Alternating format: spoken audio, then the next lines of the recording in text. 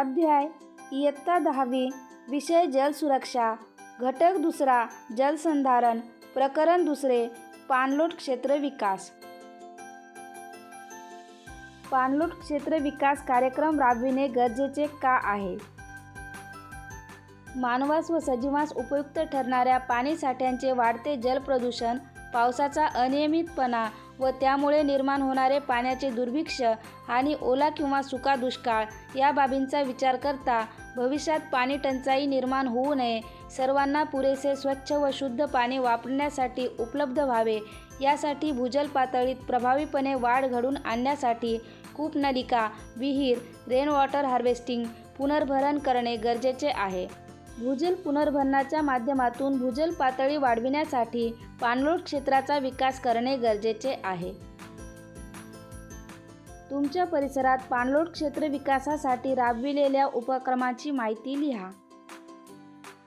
आमच्या परिसरात शासकीय पाणलोट विकास कार्यक्रम स्थानिक ग्रामस्थ, शेतकरी, शालेय विद्यार्थी व सामाजिक संस्था यांच्या वतीने समतल चर खोदणे, पिकांची पट्टा पेरणी करणे, दगडाचे लहान बांध घालणे, नाला बांध बंदिस्ती, माती किंवा सिमेंटचे बंधारे घालणे, रिकाम्या पोत्यांचे वनराई बंधारे घालणे, जाळीचे गॅबियन बंधारे, वळण बंधारे व शेततळी तयार करणे अशा प्रकारच्या पाणलोट विकास कार्यक्रमांचे आयोजन करण्यात आले आहे. पाणलोट क्षेत्र विकासामध्ये कोणकोणत्या उपचार पद्धतींचा समावेश होतो? पाणलोट क्षेत्र विकास कार्यक्रमामध्ये समतल चर खोदणे, दगडाचे लहान बांध घालणे, नाला व बांध बंदिस्ती, माती किंवा सिमेंटचे बंधारे घालणे, रिकाम्या पोत्यांचे वनराई बंधारे घालणे, जाळीचे गॅबियन बंधारे, वळण बंधारे व शेततळी तयार करणे, जमिनीची मशागत उताराला आडवी करणे आणि पिकांची पट्टा पेरणी करणे अशा प्रकारच्या पाणलोट विकास उपचार कार्यक्रमांचा समावेश होतो.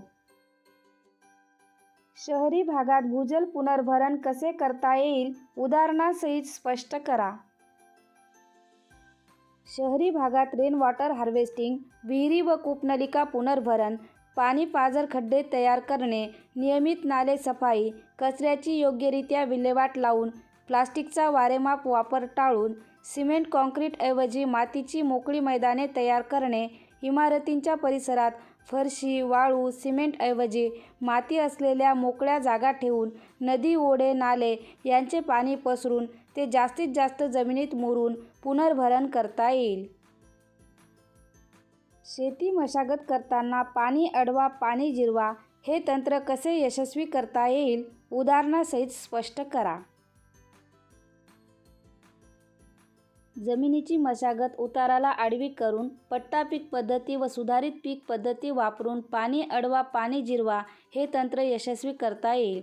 जमिनीच्या उतारावर आडवी नांगरट केली तर जमिनीत लहान लहान बांध तयार होऊन पावसाचे जमिनीवर पडणारे पाणी अडून जमिनीत मुरण्यास मदत होते.